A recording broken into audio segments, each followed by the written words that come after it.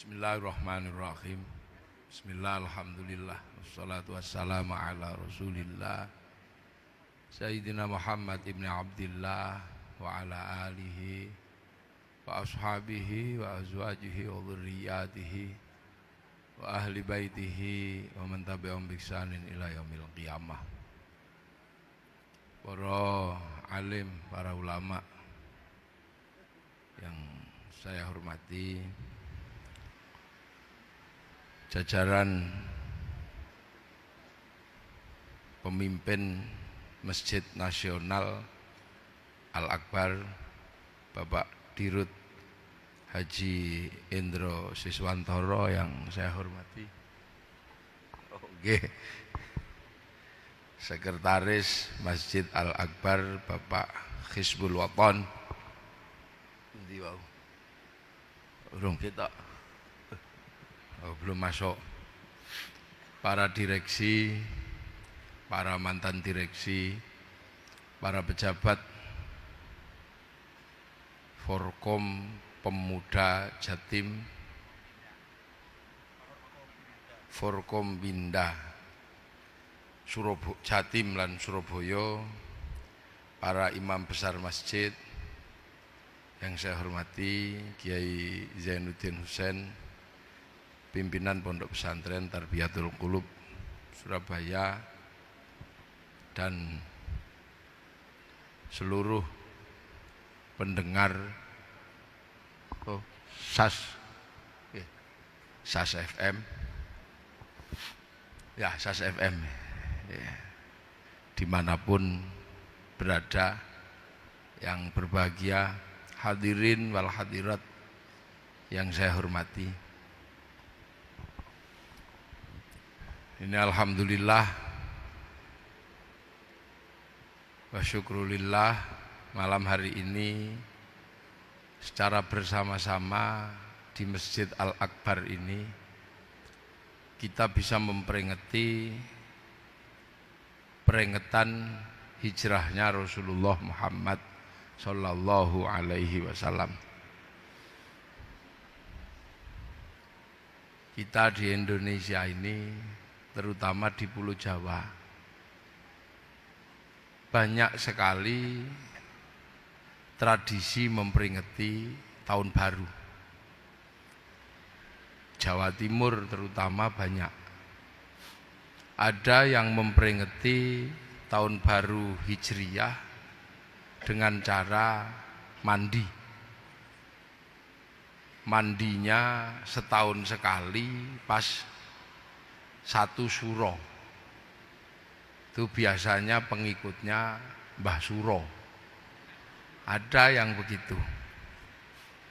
Ada yang memperingati satu suro, satu Muharram dengan cara mencuci pusaka, ngumbah keris.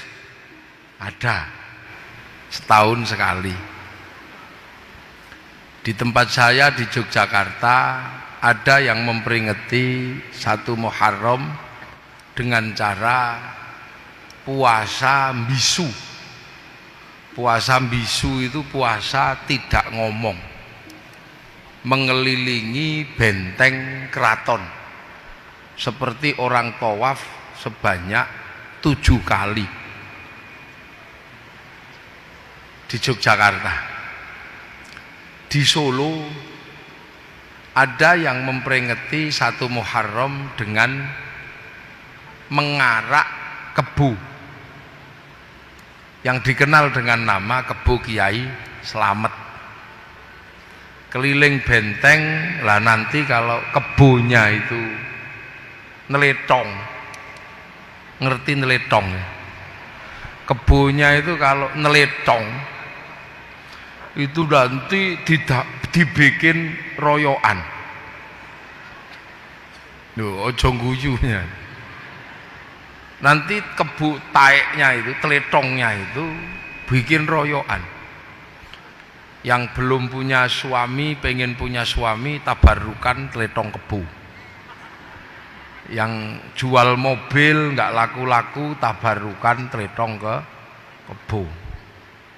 Berarti kalau kebunnya sudah mulai jengking gitu, udah gitu, udah itu sudah ancang-ancang kayak orang mau lari itu, kayak orang maraton lari udah. Nanti kalau begitu telepok itu udah royoan.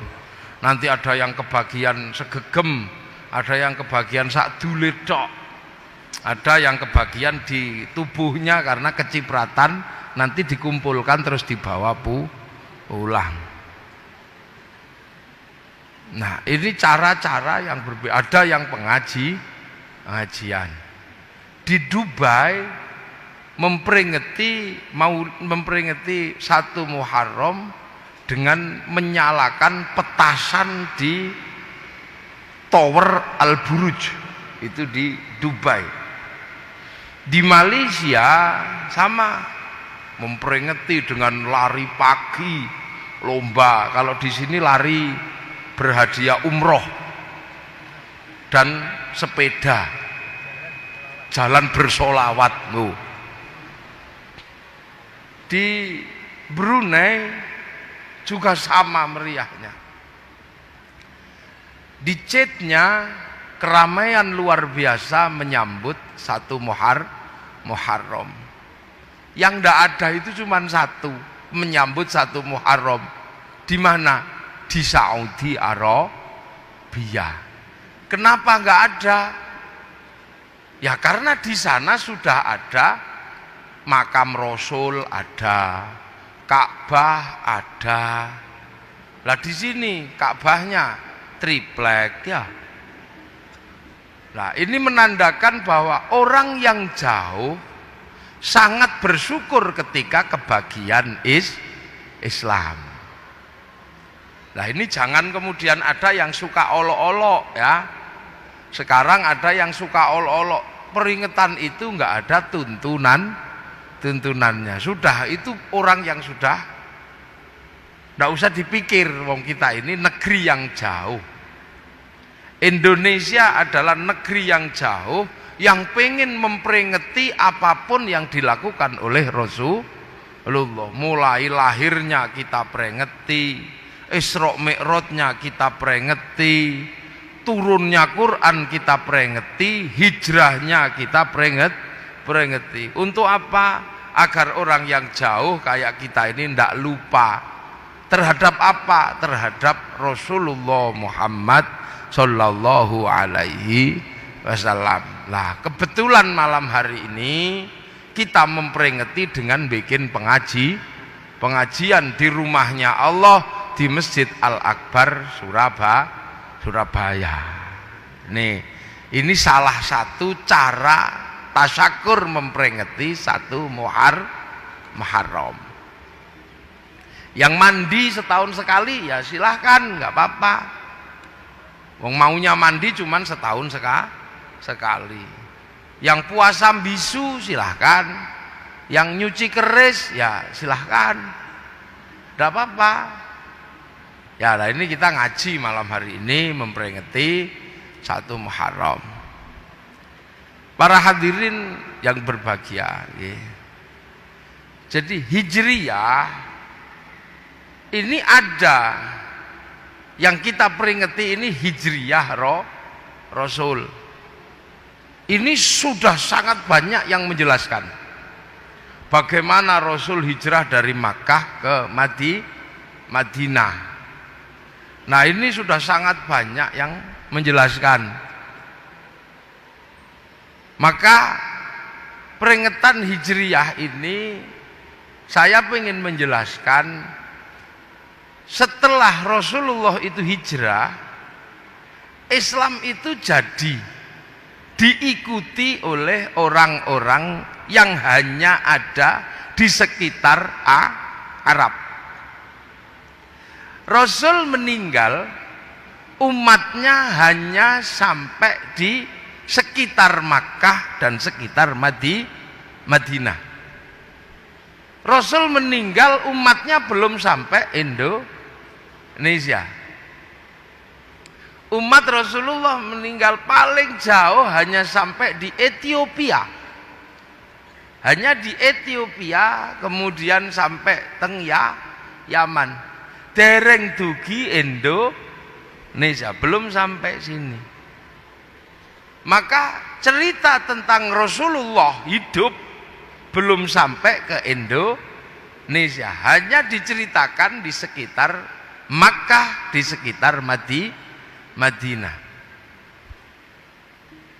Bahwa Rasul manusia mulia, punya sifat siddiq, amanah, tabligh, fatonah. Ini hanya seputaran yang menikmati, seputaran orang Makkah, orang Madinah. Orang Indonesia belum menikmati nikmat iman. Makanya kalau kita berbicara hijriyah, saya lebih ingin menjelaskan bagaimana proses hijrahnya Islam dari Arab sampai ke Indonesia. Ini ya, karena sekarang yang banyak salah paham itu terkait hijrahnya Islam ke Indonesia. Ini yang banyak salah paham, sehingga akhir-akhir ini khilafiyah malah banyak terjadi di kalangan kaum muslimin.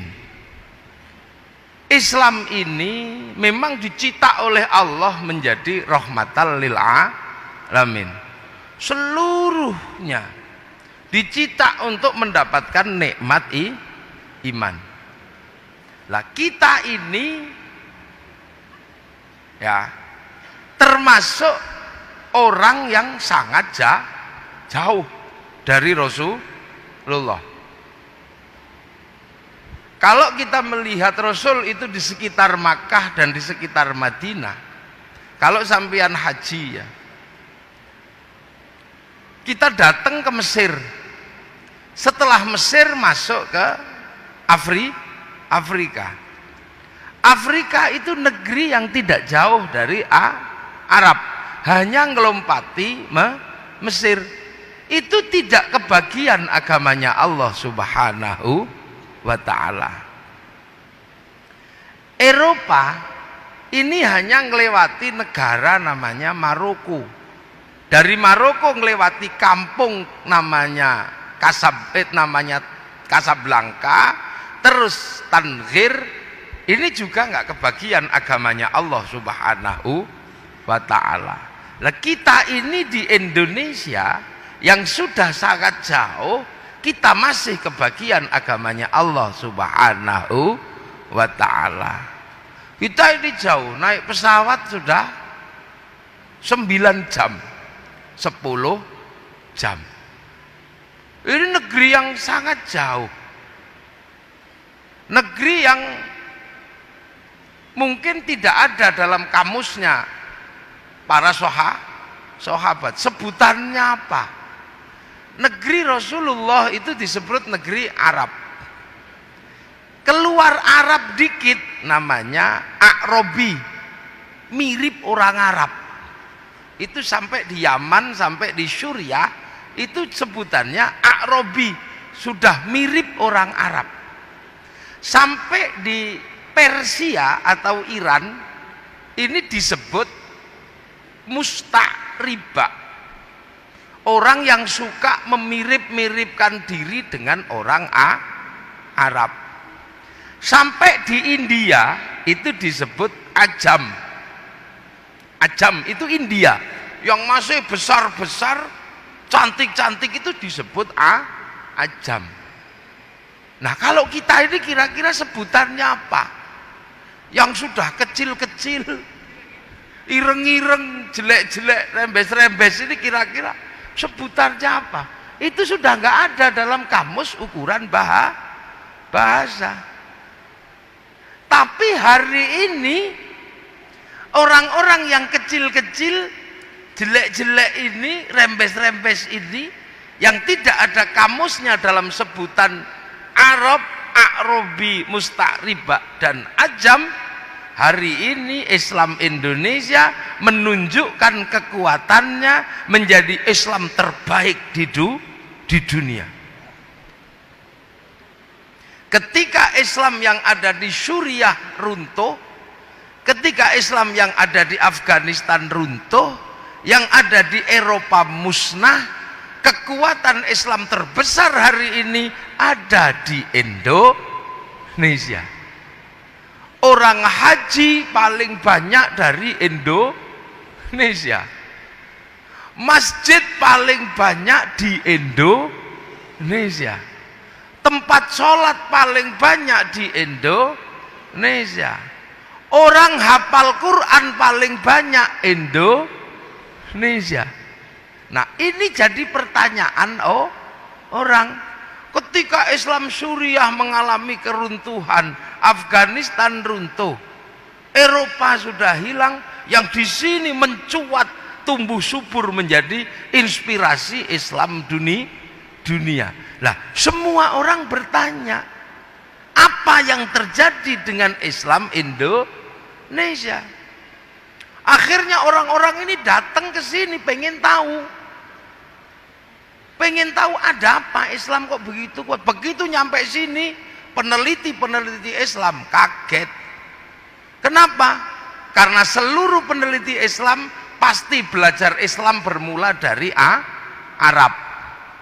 Begitu keilmuannya mumpuni tentang paham Islam semuanya versi Arab, masuk ke Indonesia bingung.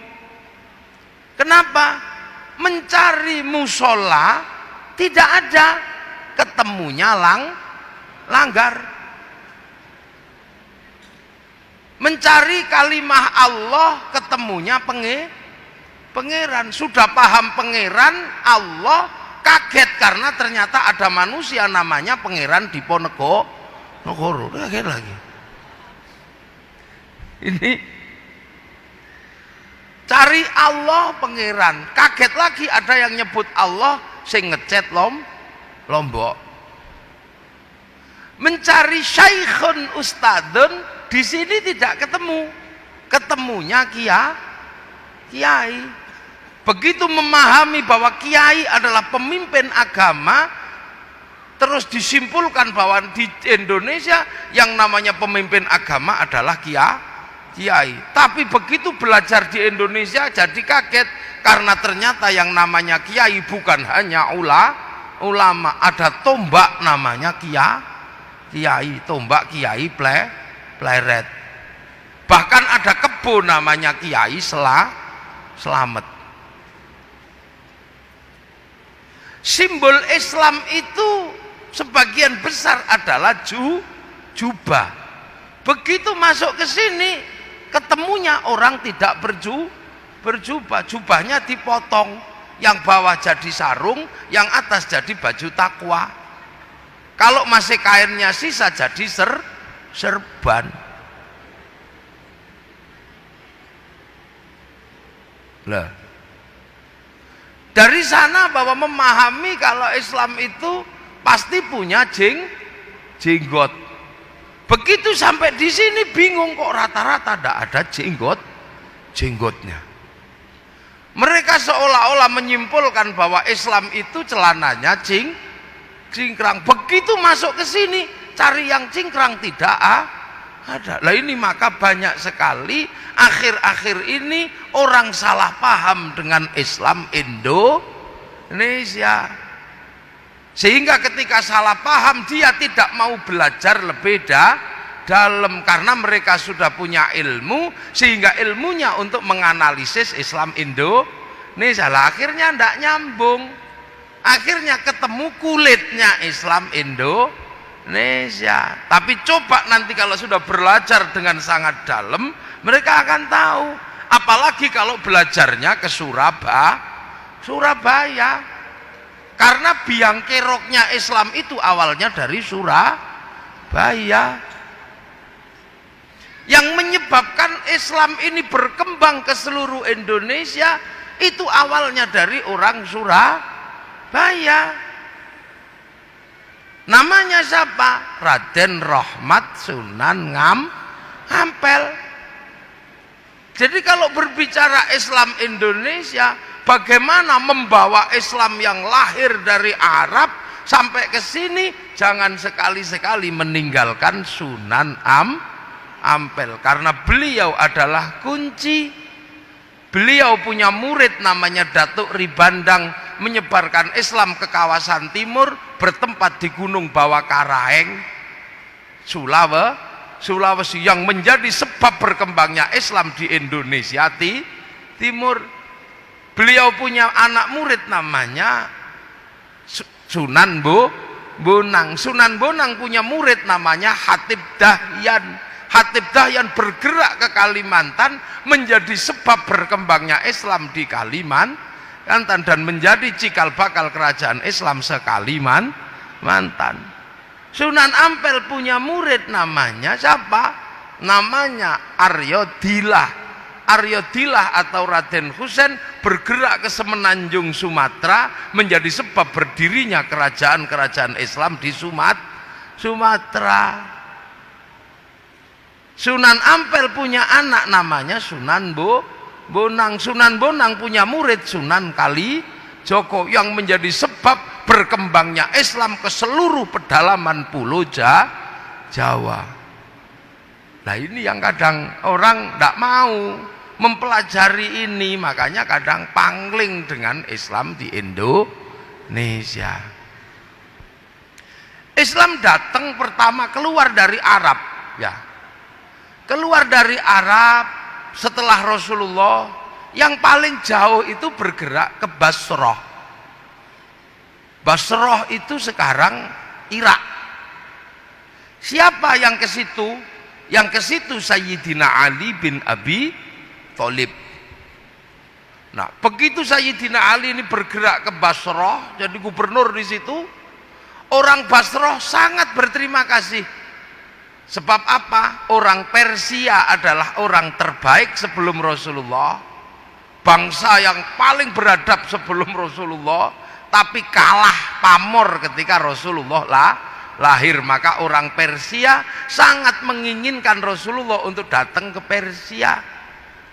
Tapi Rasulullah nggak datang ke sana, yang datang menantunya namanya Sayyidina Sayyidina Ali. Akhirnya Raja Persia namanya Raja Rustam besanan sama Sayyidina Ali, ngambil menantu Sayyidina Husain.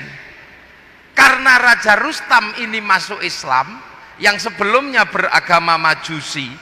Lah orang Majusi itu punya Tuhan api.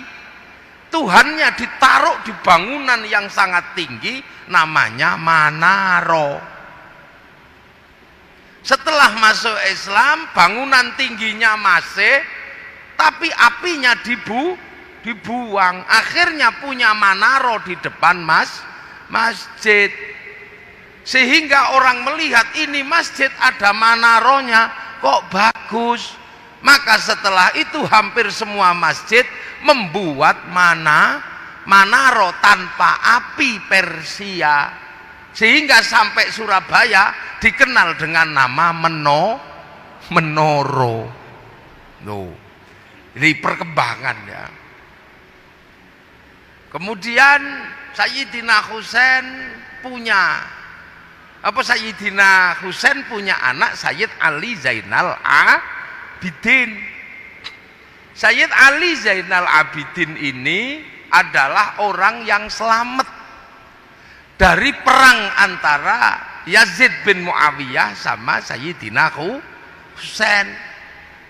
Seluruh keluarga cucu Nabi meninggal pada tanggal 10 Muharram, meninggal semua, tersisa satu, namanya Sayyid Ali Zainal Abidin.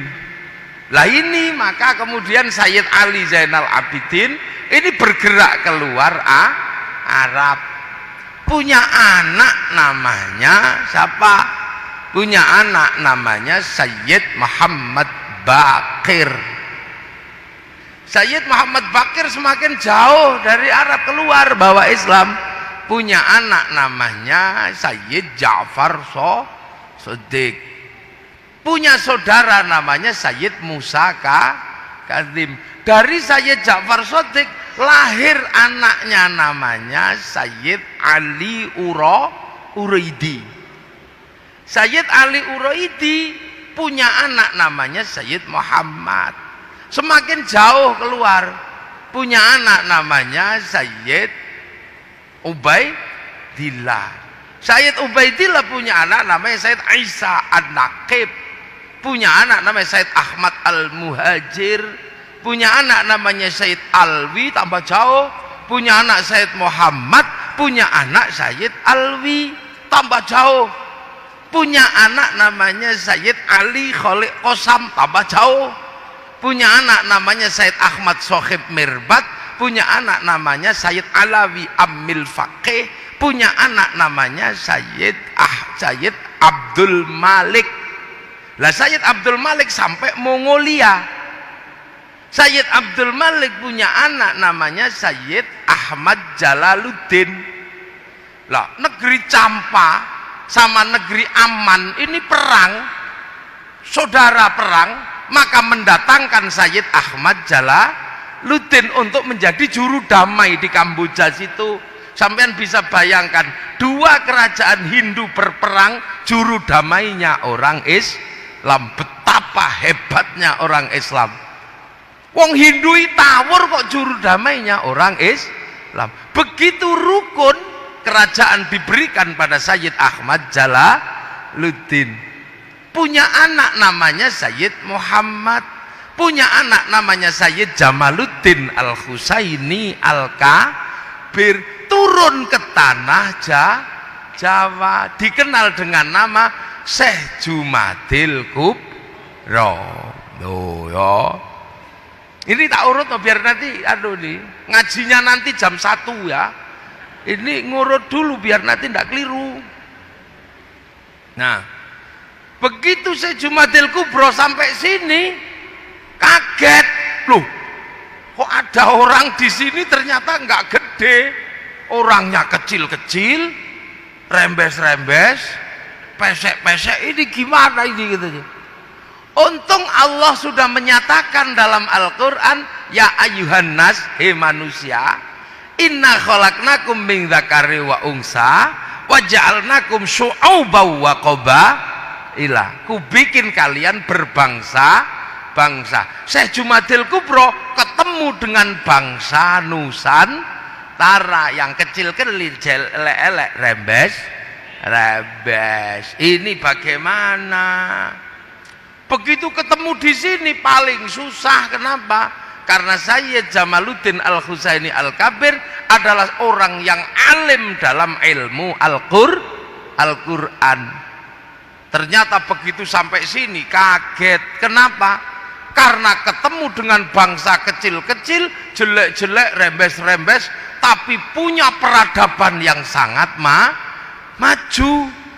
Jadi sampean jangan membayangkan Islam datang itu ketemu dengan hutan belantara, ketemu bangsa yang maju yang dikenal dengan bangsa Mojopahit. Sebuah bangsa yang menguasai 2/3 dunia, punya kitab rujukan politik yang namanya Negara Kertagama, punya kitab sosial yang sangat baik yang namanya Soma, rujukan dunia. Belanda mengambil kitab Negara Kertagama, hukumnya dijadikan hukum Belanda. Sekarang Belanda punya hukum terbaik dunia, sehingga mahkamah internasional ada di Den Haag, Belanda. Ini kuncinya di sini. Jadi jangan sampai kemudian kita salah. Jadi Islam datang, Syekh Jumadil Kubro ketemu dengan bangsa yang sangat maju, menaklukkan bangsa-bangsa dunia. Sebelum Majapahit, Mongolia sudah dikalahkan di tanah Nusantara. Padahal Mongolia adalah negara terkuat di dunia, penakluk Eropa, penakluk Arab. Masuk sini kalang kabut. Utusannya namanya Menci, dipotong telinganya. Oh iya, di sini nih, bangsa yang sangat maju. Syekh Jumadil Kubro mau bercerita tentang surga yang airnya mengalir. Di sini air banyak sekali. Piye nek cerita ini? Mau cerita tentang air mengalir, kini Kalimas banjir. Kali Berantas airnya banyak. Mau bercerita buah-buahan isi surga, orang sini penuh buah-buahan, bahkan cipluan aja banyak. Susah menceritakan orang sini. Diceritakan kekuasaan yang hebat, orang sini sudah punya kekuasaan Majapahit. Diceritani harta benda, maka di sini tidak laku karena hayam buruk kalau makan piringnya dilempar ke segoro anak-anakan. Ini bangsa yang kuat, bangsa yang maju. Makanya kalau ada cerita bahwa Islam disebarkan oleh saudagar, sayalah orang yang tidak bisa menerima teori itu. Kenapa? Saudagar tidak mungkin mengajarkan agama, karena di Nusantara sebelum Islam datang, sudra itu adalah saudagar. Saudagar itu sudra. Sudra nggak boleh ngomong agama.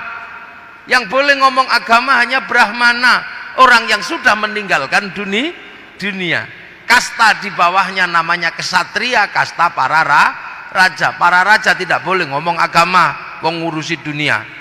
Di bawah para raja ada kasta Wesya, kastanya pegawai negeri, nggak boleh ngomong agama.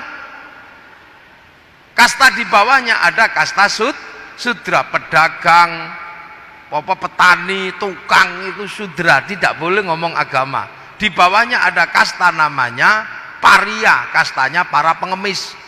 Di bawah paria ada kuca, kastanya pencopet. Di bawah kuca ada meleka, kastanya maling, tapi kalau ketahuan lari.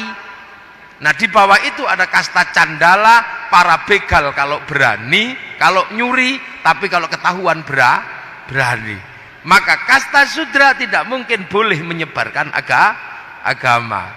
Maka disitulah kuncinya bahwa Syekh Jumadil Kubro punya pemahaman yang sangat jauh. Ini diapakan orang kayak gini ini? Sangat susah. Maka Syekh Jumadil Kubro tidak banyak melakukan kerja, tapi mencetak generasi berikutnya. Syekh Jumadil Kubro paling ngajar Quran. Lah ketika orang Jawa diajar Quran, paling Syekh Jumadil Kubro kaget. Kenapa? Diajar alhamdu nggak bisa, karena orang Jawa punyanya hono coro ko, keluarnya alkamdu. Ya hayu ya qayyum ya kayuku ya yumu. Diajar Robbil Alamin, orang Jawa nggak punya huruf ain, punyanya ngo, maka keluarnya Robbil Ngalamin. Diajar dot, orang Jawa nggak punya dot, punyanya lo, maka Ramadan menjadi Romelan. Itu orang Jawa di sini ya. Maka pekerjaan berikutnya adalah Subah Jumadil Kubro menyiapkan dua anaknya. Anak yang pertama namanya Maulana Ishaq. Anak yang satunya namanya Ibrahim Asmoro Gondi.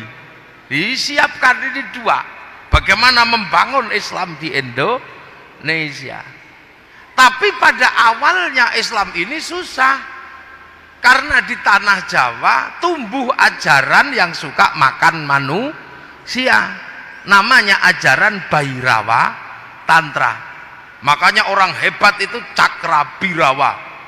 Truk-truknya orang hebat Bhairawa, itu dari istilah Bhairawa Tantra. Bhairawa Tantra itu apa? Orang yang mampu melakukan ilmu namanya ngerogoh sukmo. Nah, supaya iso ngerogoh sukmo, orang ini punya adat namanya pancamakara. Laki perempuan udo kabeh muter melakukan hubungan seks bebas supaya nafsunya kendu. Supaya pikirannya tenang, minumnya arak. Supaya perutnya nggak keracak kerucuk, makan tumpeng. Supaya nanti sukmanya keluar, tubuhnya nggak bergerak, makan daging manusia. Maka di Jawa tumbuh sumanto. Setelah itu di sini lahir orang-orang yang mampu ngerogoh sukmo. Sukmone pergi diajak nyuri, namanya ngepet. Sukmanya pergi jak bunuh orang, namanya santet. Sukmanya pergi jak mencintai perempuan, namanya pelet. Di Jawa tumbuh santet, pelet, ngepet. Beberapa kiai mati dimakan sama orang ini untuk upacara. Tempat upacaranya namanya kesetra. Maka setiap daerah kalau ada namanya setro, itu adalah dulu pusat persembahan Bhairawa Tantra. Yang saya tahu di Gresik ada 3. Nah, ini yang kemudian menghasilkan cerita.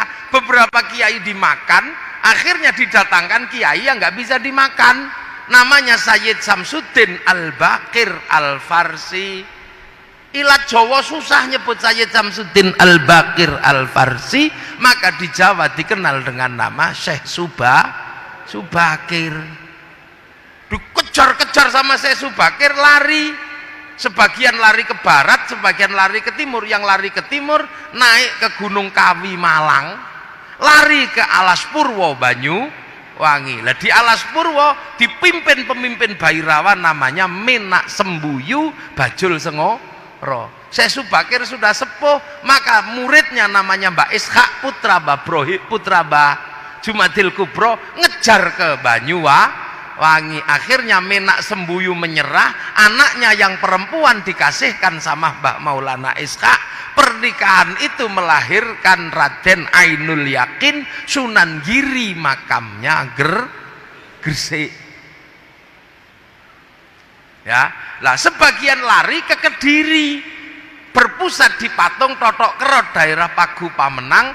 Lah ini akhirnya dikejar sama Sunan Bonang putra Sunan Ngampel, cucu Babrohim Asmoro Kondi, putranya Syekh Jumadil Kubro. Sampai di Kediri diajar sama Sunan Bonang. Sebelum lari ngejar ke Kediri, bertapa dulu di daerah namanya Bawean. Maka orang Bawean merasa memiliki Sunan Bonang. Akhirnya nyerah orang Kediri tadi, Bhairawa. Akhirnya bareng nyerah, ya sudah, muter-mu tetep gak apa-apa, tapi jangan telanjang. Dikasih baju arak haram, diganti teh kopi atau air putih. Tumpeng itu halal gak apa-apa. Ingkung manusia diganti ingkung pitik, ingkung ayam. Mantra ngrogo sukmo diganti kalimat tauhid la ilaha illallah. Maka Islam penerus Wali Songo ndak ada yang komplain masalah tumpeng, sebab ngerti itu tinggalannya Sunan Bonang. Tapi Pak yang baru datang ke Indonesia pangling, ini bikinan siapa? Wong di Arab tidak ada. Makanya sekarang banyak yang musyrikan tumpeng. Tapi pengikut para Wali Songo, orang-orang Surabaya, nggak ada yang mempersoalkan tumpeng. Lila ya, mulai nyantol ya. Nah kok ini ngajinya nanti jam 1 ini ya. Nah, pekerjaan berikutnya Mbah Ibrahim Asmoro Kondi masih berbicara tentang iki gimana ini. Akhirnya yang baru paham adalah Sunan Ampel. Ini baru mulai paham bagaimana mengislamkan orang Jawa. Mulai paham karena sudah generasi ketiga lah ini Sunan Ampel. Ini kalau saya langsung bilang Allah pasti ribut. Ini kalau saya bilang ini pasti ribut. Akhirnya apa? Sunan Ngampel yang pertama dilakukan adalah mencari takbir di dalam Al-Quran. Nah ini takbirnya di dalam Al-Quran. Gimana cara nanem Islam di sini ini?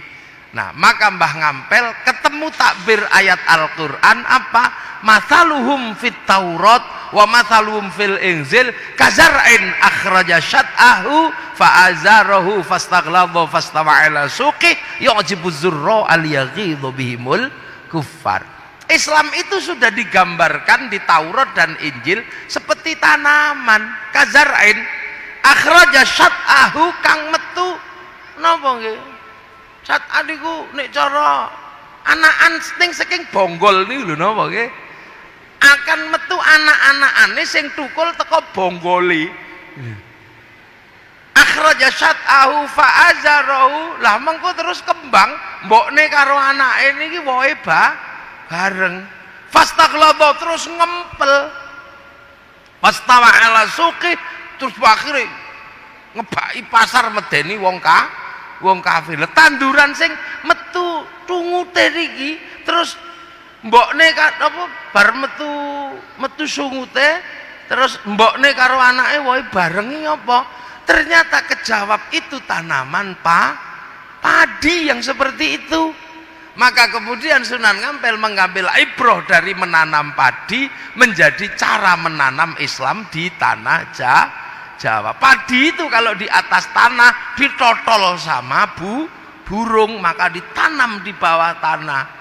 Pas karena yang punya sawah Mojopahit. Kalau ditanam di atas, Mojopahit punya tanaman pisang, kita nanam jagung, jagungnya ditebang. Maka tanam bahwa Allah tanam nama pengiran. Allah ditanam dengan Syekhun Ustadun dengan nama kiai.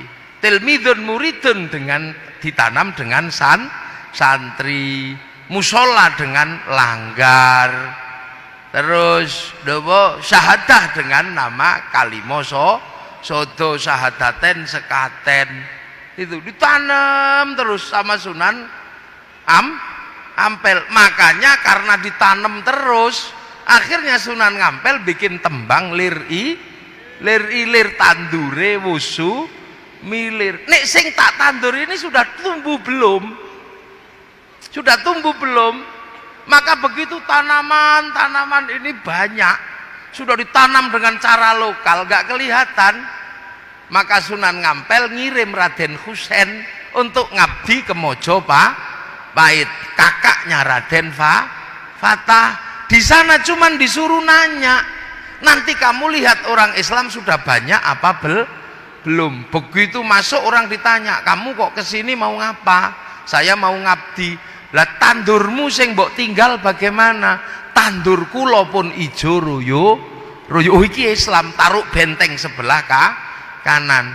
Kalau yang nggak Islam ditanya, tandurmu gimana? Wong tandurku entek di badok pereng. Oh iki ora Islam kiwa.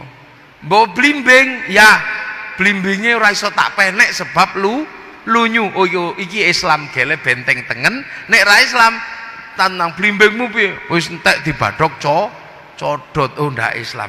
Begitu benteng kiri, benteng kanan sudah banyak, dikabarkan kepada Sunan Ngampel sudah banyak. Ketika dikabarkan sudah banyak yang tidak sabar, pengen secepatnya ngantem Mojopahit. Akhirnya tumbuh orang yang sangat keras, pengen secepatnya menghancurkan Mojopahit karena ada kabar sudah banyak di benteng kanan, benteng kiri. Lahirlah pasukan jihad pertama di dalam Islam di tanah Jawa, dipimpin Mbak Usman Sunan Ngudung. Mbak Usman Sunan Ngudung, bapaknya Sunan Kudus, dibantu Mbak Abdul Qadir Sini Tankimhan, langsung nyerbu Mojopahit. Tapi Mojopahit masih sangat kuat sehingga pasukan pertama tumpes di tangan Majapahit. Seluruh kuburannya sekarang bisa kita ziarahi di Troloyo, Trowulan, Mojokerto, namanya kuburan Srengenge. Jadi itu kuburan FPI pertama atau Laskar Jihad pertama di situ. Akhirnya ndak bisa, ini harus tetap dengan cara yang halus. Maka akhirnya cara kebudayaan ditempuh bukan dengan kekerasan karena mati. Akhirnya ngajarkan pengen jadi orang baik. Iya, kalau pengen jadi orang baik jangan lupa jempol. Jempol itu apa maknanya? Baiknya jempol gak sempurna kalau gak ada jentik. Maknanya jentik, jangan otak atik punya orang lain, ojo otak atik barange liyan, ojo nyolongan. Enggak didalili asyariku wasyarikatu faktau aidiyauma. Hadisnya lau anna Fatimah binti Syaraqat laqattu yada. Enggak cuman ojo otak atik barange liyan, iki tak jenengke jentik soalnya gue nginjen silite pitik ngono tok. Iki jari manis dadi wong sing manis ning aja manis-manis rai, aja dadi penjilat. Iki penunggul dadi wong sing unggul tapi aja sombong. Iki penuduh nek iso nuduhke wong sira dadi jempol. Tapi karepe nek wis jempol kabeh kudu dimusnahkan. Seluruh yang jelek harus dimusnahkan. Mula digekke lagu jentik penunggul patenono aja di dulur tuwa malati. Jadi walaupun sudah menang jangan semena-mena. Nek ada manten baru depan rumah suruh ngasih cengkir, gedang, tebu. Aku wis kenceng pikirku, mantenku wis tak geget-geget, wis tak gadang-gadang, aku wis mantep gek ndang mlebu. Begitu. Kalau bikin rumah suruh bikin kasih pisang di atas wuwungan supaya apa? Supaya nek tukangnya lapar ndak naik turun cari makanan. Saya golek lho itu cara-cara.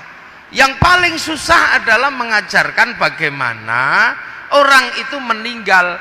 Kalau ajaran Hindu meninggal adalah reinkarnasi, lah kalau Islam inna lillahi wa inna ilaihi raji'un. Maka Sunan Ngampel buat innalillahi wa inna ilaihi rajiun menjadi bahasa Jawa. Urip ojo lali sangkan paraning dumadi, supaya ora lali sangkan paraning dumadi gek tembang maca pat. Ya napa maca pat? Wong urip kudu iso maca barang papat. Barang papat niku napa? Kancane nyawa sing medun teng alam donya. Sebelah kiwa kancane nyawa iblis loro nyasarno, sebelah tengen malaikat loro gandoli. Jin korin kali hafadho karo Sunan Ngampel dikasih nama dulur papat limo pancar. Lho ini pembelajaran yang sangat rumit pada zaman Wali Songo. Mula pancer niku nek butuh apa-apa iso nganggo tengen, nganggo kiwa. Pancer pengen istri cantik pakai jalur kanan baca ya Rahmanu ya Rahim, I love you. Pakai jalur kiri bacanya Sunamata Kaji ajiku jar wata illa bila. Pakai jalur kiri Sunamata Kaji ajiku Bandung Bondo Woso. Pengen kaya jalur kanan sholat duha ya Fattahu ya Razak. Kalau pakai jalur kiri bawa ayam cemani naik gunung Kawi, ya sama-sama kaya. Makanya kiri kanan bisa dipakai. Makanya kiai sama dukun itu sama. Kiai kalau tirakatnya kuat doanya manjur, dukun yang nggak pernah mandi kalau tirakatnya kuat ya doanya manjur. Sama-sama. Wong pakai jalur yang duanya ada. Makanya orang Surabaya pakai kiai atau dukun sama-sama hebat, sama-sama terang. Cuman terangnya beda. Yang satu terangnya lampu, yang satu terangnya kebakaran rumah kobong. Golek pitike ilang nganggo sentolop ya pitike ketemu, nganggo blarak digendel diobong pitike ketemu sentolope utuh blarake entek kok obong ngono to. Lho ini pembelajaran yang ribetnya luar biasa. Maka tembang yang pertama namanya tembang mocopat itu Mas Kumambang, kemambange nyawa medun alam donya. Setelah Mas Kumambang tembange mijil, menungso mijil lahir lanang lahir wedok. Setelah mijil tembangnya kinanti, kecil-kecil sangoni kanti agama kanti akhlak diajar ngaji. Kalau nggak cepat diajar ngaji kinanti, anak menungso kesusul tembang sinom bakal dadi cah nom wis mulai ndap blek. Apa menenek wis bar sinom tembange asmara dono, mulai jatuh cinta ke taman asmara taek kucing rasa coklat.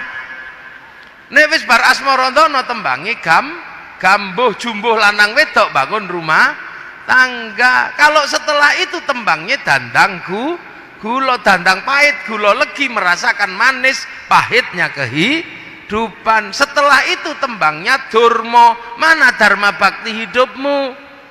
Kalau mangga itu berbuah bisa jadi makanan burung, bisa menjadi makanan codot, lah buahnya manusia apa? Kalau manusia tidak berdharma bakti, kesusul tembang pangkur, ngerti-ngerti wis wayahe mungkur sekondo donya, dengkul wis linu, untu wis protol, mripat wis lamur, tato naga wis mengkeret dadi gambar cacing. Sudah nang mungkur nang masjid Al-Akbar, walaupun hanya setahun sekali hari ya pokoknya nang mlebu senajan setahun pisan riyaya. Nek ora nang mungkur kesusul tembang megat roh copot rogo sak sukmane, terakhir tembange pucung menungso dipocong sluku-sluku bathok mati. Ini pembelajaran yang sulitnya luar biasa, dan ini hanya ditemukan di tanah Indonesia. Oleh Sunan Bonang dibikinkan gamelan, wong musiknya tembang tembang maca musiknya jenenge gamelan slendro pelok, yang berbeda dengan musik sebelumnya yang bunyinya nang ning nang nong dang dang gung. Urip iku nang ning nang nong, ya nang kene ya nang kono, ya nang kene ngaji nang kono nyolong pitik. Wong urip kadang baik kadang buruk, ndak bisa baik terus. Tapi kalau pengen pungkasan terakhir yang baik, dang dang gung, ayo dang balik nang Sang Yang Agung, dang bali nang Gusti Allah. Loh, ini pembelajaran orang Jawa dulu. Makanya kalau kita kadang hari ini nggak hati-hati, seolah-olah apa yang ada di sini itu jelek. Padahal bangsa ini ketika Islam datang sudah punya peradaban yang sangat maju. Orang Eropa saja bingung sekarang. Kenapa? Orang Eropa punya alat musik namanya gitar. Orang Jawa punya alat musik namanya gamelan. Dari situ bisa dilihat perbedaan peradaban. Gitar itu membuatnya mudah karena cuman kayu dibolongi dikasih tali. Tapi membuat alat musik dari gamelan, kalau bangsa tidak punya pengetahuan metalurgi dan tidak punya ilmu pertambangan yang mapan, nggak bisa membuat alat musik dari logam. Eropa punya logam untuk perang, sini logam untuk alat musik. Ini menandakan dari dulu bangsa ini bangsa yang aman, bangsa yang toto tentrem kerto raharjo, bukan bangsa yang suka perang. Bahasa kita, orang juga pusing dengan bahasa kita. Orang Eropa menyebut makanannya dengan rice. Kalau orang sini rice itu macam-macam. Nek isi ning sawah jenenge pari, nek wis dipanen jenenge gabah, nek wis digiling jenenge beras, nek gilinge cuwil-cuwil jenenge menir, buntel godhong jenenge lontong, bunter janur jenenge kupat, ora dibuntel jenenge sego, gondol cecek siji jenenge upo, diublek-ublek jenenge bubur, lali masak silite gosong jenenge intip, ora kepangan garing jenenge karak. Wong mriko cukup rice ngono tok. Tiang Arab damel istilah sakoto, tiba jatuh.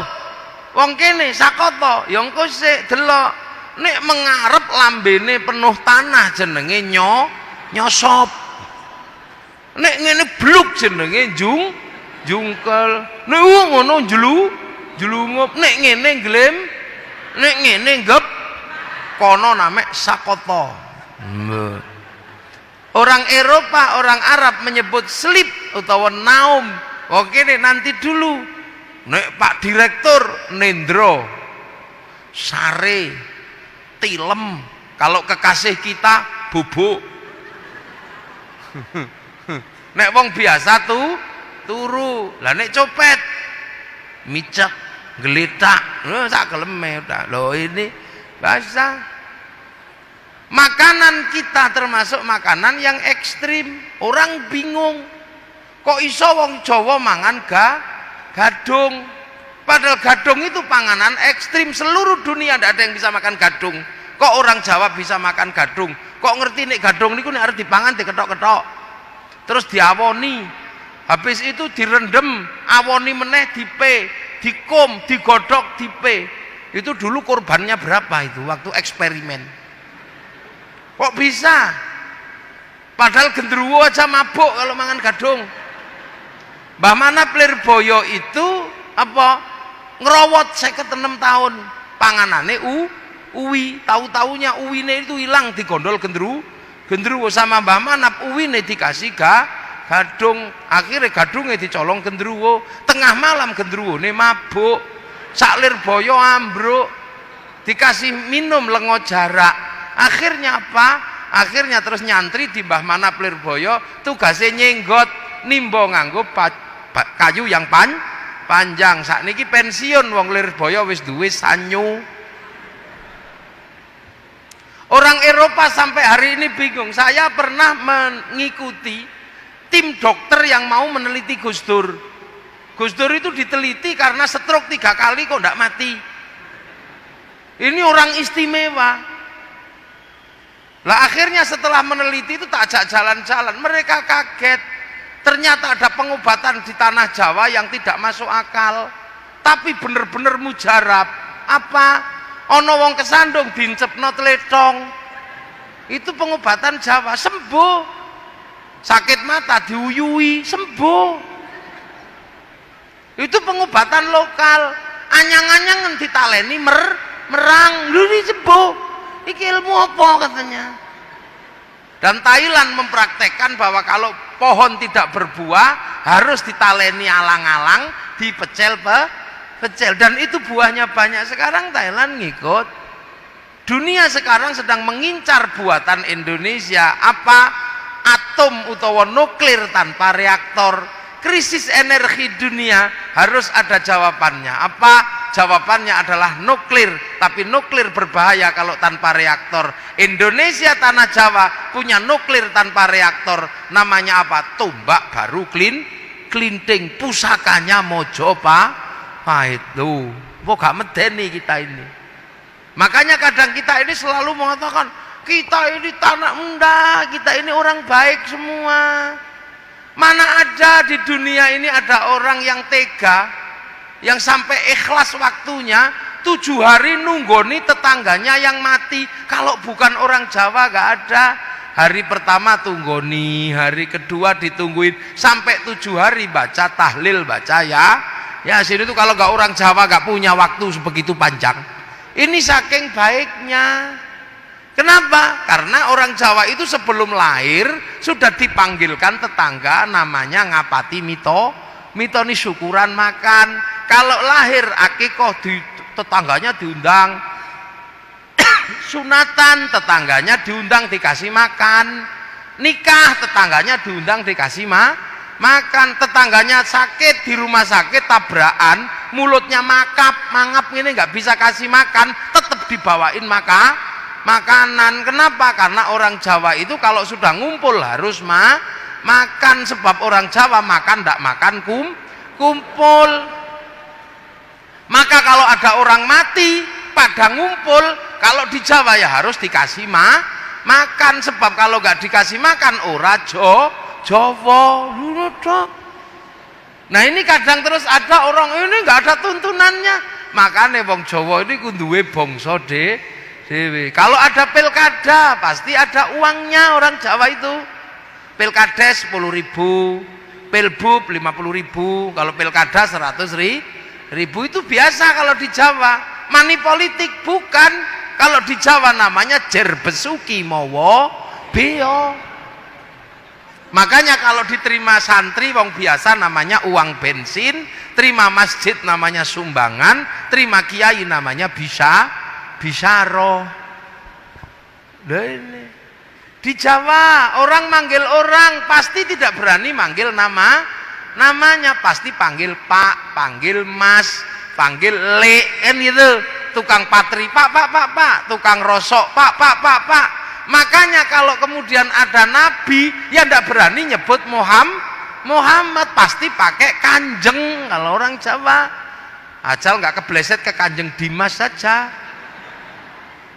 Kanjeng, terus ada bahasa Arab Sayyidina. Ya untung ada Sayyidina dan ada kanjeng. Kalau nggak ada Sayyidina, nggak ada kanjeng, orang Jawa nggak berani menyebut Muhammad, pasti nyebutnya Mbo. Ayo Nabi ngoten mawon. Lah itulah orang Jawa, kalau manggil orang besar tidak berani manggil namanya. Makanya kalau di Jawa ada orang manggil Muhammad itu ora Jawa loh, itu loh. Lah ini kadang kita ini punya, terus ngumpul ada orang mati bacain Yasin misalnya. Ya orang Jawa nyebutnya Yasinan, bacain tahlil orang Jawa nyebutnya tahlilan. Bahasa Arab bukan itu bahasa Jawa. Orang Jawa kalau beli katok belum dipakai ya namanya katok, kalau sudah dipakai namanya katokan. Orang Jawa kalau beli sarung ya beli sarung, kalau belum dipakai. Kalau sudah dipakai sarungan. Sama juga tahlil kalau belum dipakai, kalau sudah dipakai tahlilan. Yasin kalau belum dipakai, kalau sudah dipakai ya yasinan. Akhiran an itu menandakan sudah dipakai. Loh itu bahasa Jawa. Makanya ojo gumun di sini nih. Inilah ya. Lah inilah maka kemudian akhirnya ini peradaban sudah mapan, harus diajar apa? Akhirnya para wali bersepakat iki kudu diulang, kenal Gusti Allah. Pelajarannya apa? Pelajarannya adalah pelajaran iman dan berbuat baik. Nah, pelajaran iman dan berbuat baik pada manusia di dalam Al-Quran disebutkan apa? Laqad khalaqnal insana fi ahsani taqwim. Dan manusia adalah makhluk terbaik. Tapi ini makhluk terbaik versi Indonesia. Yang jelek-jelek, pesek-pesek, rembes. Jadi ahsani takwim model Indonesia. Kalau ahsani takwim model Arab itu cantik-cantik, ganteng-ganteng, bangir. Ahsani takwim model Eropa tinggi besar, rambutnya merah. Ahsani takwim model Afrika hitam gosong kayak kopi goreng. Ahsani takwim model Cina tembem-tembem, pipinya sipit. Ini yang bikin siapa? Allah. Nggak usah protes. Ini yang kemudian disebut ukhuwah basyariyah. Jadi perbedaan ini Allah yang bikin. Kenapa yang di Arab dibikin cantik sama ganteng? Ya kira-kira. Apa kira-kira? Karena di Arab nggak ada air, susah air.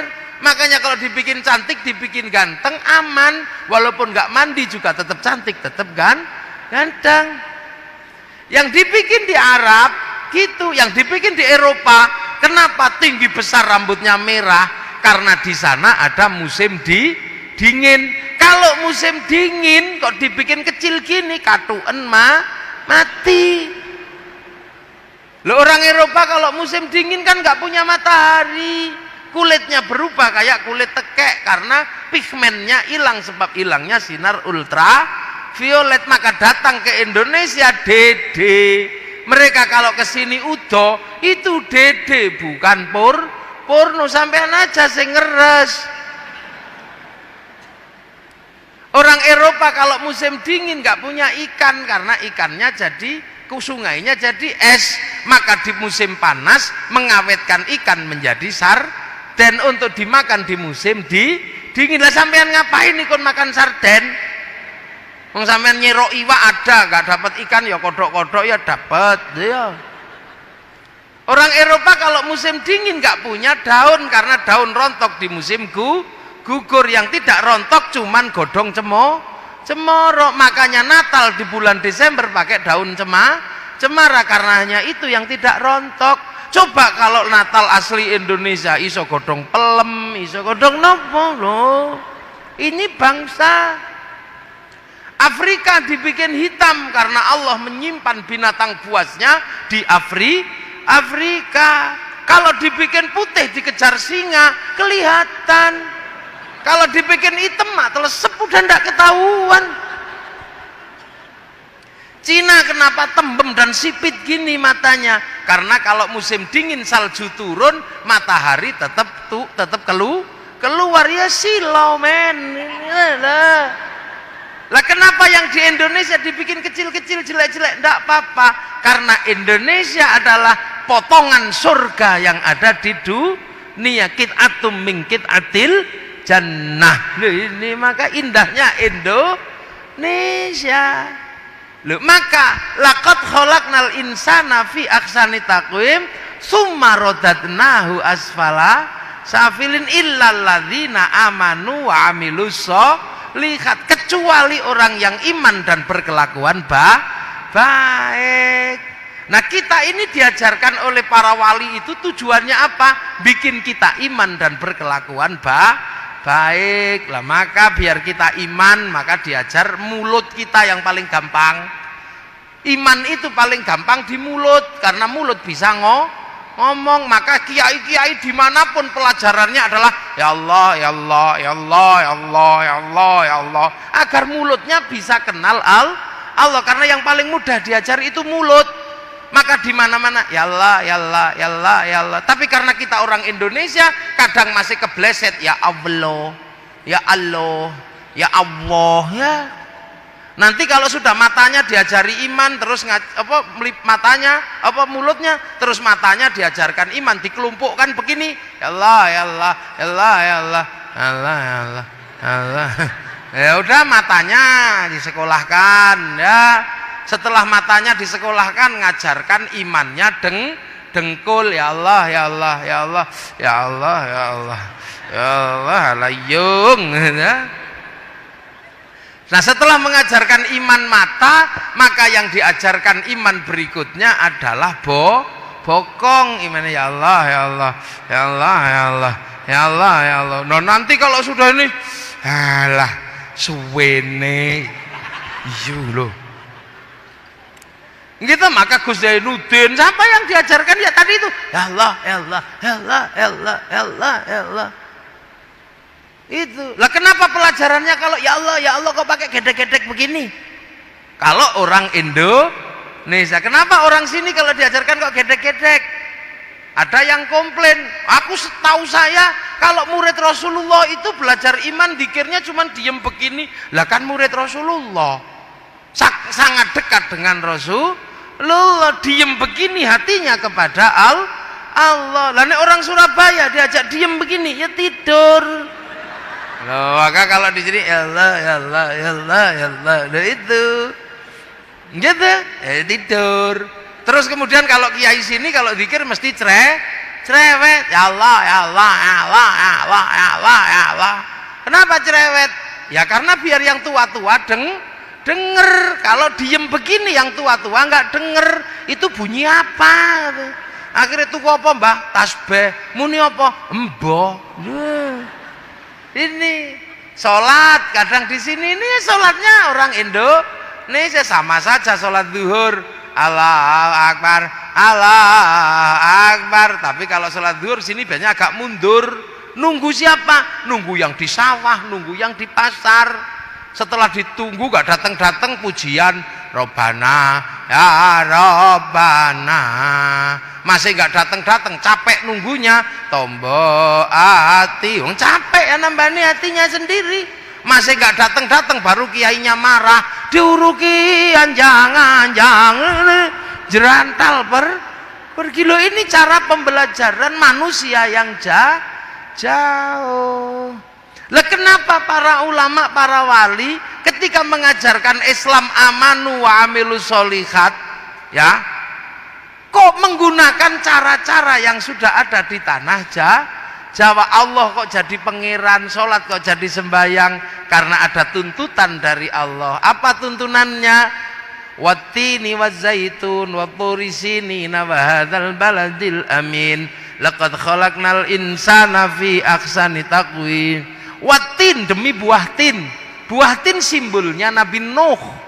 Wazaitun, buah zaitun simbolnya Nabi Isa, Nabi Ibrahim. Waturi sinina simbolnya Nabi Musa. Lah sekarang simbolnya Nabi Muhammad apa? Wahadzal baladil amin, demi keamanan dan ketentraman sebuah bangsa dan negara. Maka amanu wa amilu sholihatnya diajar iman dan beramal soleh bagi orang lakot kholaknal insana fi aksani takwim, yang aksani takwimnya Indonesia, maka baladil aminnya Indonesia. Maka kalau mengajarkan amanu wa amilu sholihat di Indonesia, jangan lupakan bentuk keamanan sebuah bangsa dan negara, jangan lupakan wahadzal baladil amin. Lah ini loh, makanya kenapa amanu wa amilus sholihat kayak Hizbut Tahrir kok dilarang oleh negara? Karena Hizbut Tahrir ngajarkan amanu wa amilus sholihat tapi lupa wahadzal baladil amin, lupa keamanan dan ketentraman sebuah bangsa dan negara yang dalam hal ini Indonesia. Kenapa kemudian Pak Ba'asyir mengajarkan amanu wa amilu sholihat ditangkap sama tentara Densus? Karena Pak Ba'asyir mengajarkan amanu wa amilu sholihat tapi mengingkari wahadzal baladil amin. Lah ini malah ngerusui ini. Makanya kalau mengajarkan amanu wa amilu sholihat jangan lupakan bentuk keamanan sebuah bangsa dan negara. Jangan lupakan wahadzal baladil amin. Suriah mengajarkan amanu wa amilu sholihat gagal membentuk wahadzal baladil amin. Islamnya kocar kacir. Afghanistan mengajarkan amanu wa amilu sholihat melupakan wahadzal baladil amin. Islamnya kocar kacir. Tapi ulama-ulama Indonesia dari awal mengajarkan amanu wa amilu sholihat sesuai dengan petunjuk wahadzal baladil amin. Majapahit tidak mungkin dikasih nama Allah, Majapahit menjadi pangeran. Maka akhirnya pelajaran ini diterima oleh orang seluruh Indonesia. Datuk Ribandang ke Sulawesi, kemudian Khatib Dayan ke Kalimantan, Aryo Abdillah ke Sumatera. Yang di Jawa dikasih wahadzal baladil aminnya dibentuk Giri, dibentuk Demak, dibentuk Cirebon. Belanda datang semuanya bersatu melawan Belanda. Belanda pergi, kawasannya disebut wilayah. Paling susah adalah kita sebuah bangsa, Arab satu bangsa dipimpin beberapa negara, yang kita puluhan bangsa dipikul satu negara, Kesatuan Republik Indonesia. Maka tidak mungkin kalau Allah dikasih nama pangeran, maka qul huwallahu ahad dengan diganti dengan ketuhanan yang Maha Esa. Perbedaan semua bangsa bersatu dalam satu negara tidak mungkin menggunakan hamba dan raja, kawulo dan gusti. Maka para wali mengambil istilah Rasulullah, kullukum ra'in wa kullukum mas'ulun an ra'iyati. Dan hanya ulama Indonesia yang mampu mengambil kalimat ra'iyah menjadi rakyat di Indonesia. Satu-satunya orang Islam di dunia yang mampu mengambil kalimat ra'iyah menjadi rakyat hanya ulama Indonesia. Ini cara pelan. Akhirnya apa? Kita jadi. Kenapa? Islam datang tidak mengingkari baladil amin Indonesia.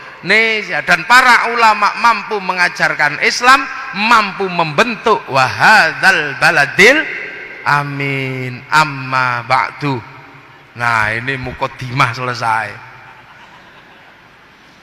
Lah ini belum mulai. Saya kan tadi sudah bilang, saya baru mulai muqaddimah dulu. Lo ngaji kalau nggak pakai muqaddimah diterimanya susah nanti. Ini makanya ini saya sampaikan, ini baru amma ba'du, biar nanti jelas, biar kita ini tahu kenapa kemudian para ulama kalau ngajar Islam kok dengan cara-cara ini. Haji kenapa tidak langsung disuruh sana, tuh tengok Ka'bah, kok pakai latihan dulu di sini dengan Ka'bah palsu di alun-alun Surabaya. Labbaik Allahumma hajjan, pakaiannya ihram, Ka'bahnya triplek. Kenapa itu ditempuh? Ini semua adalah dalam rangka memasukkan Islam pada sebuah bangsa dan negara yang berbeda dengan bangsa Arab. Rasulullah orang Arab pasti punya jenggot. Orang Indonesia ras Smith, tidak ras Mongoloid, gak punya jenggot. Maka ulama dulu gak ada yang berdebat masalah jenggot di Indonesia. Mau jenggot ya jenggotan, mau ndak ya ndak apa-apa, ndak usah ribut. Wong kita bangsa Mongoloid. Nabi ini orang Arab, rasnya Smith, bisa makan pakai 3 jari karena yang dimakan kurma sama roti. Lah orang Indonesia makanannya soto. Kalau memaksa 3 jari, sotonya kocar kacir. Rasulullah di Arab kurbannya unta. Kalau di sini tidak tumbuh unta, tumbuh wedhus sama sapi, maka kurbannya sapi. Kalau maksa kurban pakai unta ditangkap polisi karena nyuri untanya kebun binatang Surabaya. Loh, dari dulu kan nggak ada ulama berdebat yang begitu. Akhir-akhir ini aja banyak orang yang tidak lagi memahami hakikat Islam yang ada di Indonesia. Nggak kenal. Orang Arab di sana yang perempuan bisa pakai jubah panjang, nutup auratnya pakai jubah. Kalau orang sini nutup auratnya pakai celana. Kenapa? Kalau pakai jubah panjang yang perempuan tidak bisa derep, tidak bisa tandur. Kan susah, di tanahnya cemek, tapi tetap tutup aurat. Ya ini. Puasa ya sama aja, cuman kalau puasa di Indonesia pakai mercon malam-malam tuk-tek. Nah ini kalau tidak dipahami dari awal bahwa inilah cara menanam Islam di negeri yang jauh, kita akan semakin hari semakin ribut, mulai dari tidak mau hormat bendera karena tidak ada tuntunannya, mulai tidak mau makan tumpeng karena tidak ada tuntunannya, mulai tidak mau ziarah kubur karena tidak ada, terus nanti akan setiap hari semakin hari, bahkan kita selalu ada yang mengatakan peringatan Muharram tidak ada karena Rasul tidak memperingati. Lah mulutan tidak ada karena Rasul tidak memperingati mulutan. Orang sholawatan tidak ada tuntunannya karena tuntunan sholawat tidak dilakukan oleh Rasul. Kalau terus begitu Islammu akan jadi seperti Islam yang ada di Suriah. Karena apa? Islam tidak ditanam di bumi yang dimana Islam ada. Tanamlah Islam dengan cara Indonesia. Kazar'in akhraja syat'ahu fa'azarahu fastaghladha fastawa ala suqih ya'jibu zurra aliyaghidhu bihimul kuffar. Al-Fatihah. Siratal ladzina an'amta 'alaihim ghairil maghdubi 'alaihim waladdallin. Amin. Ihdinas siratal mustaqim. Assalamualaikum warahmatullahi wabarakatuh.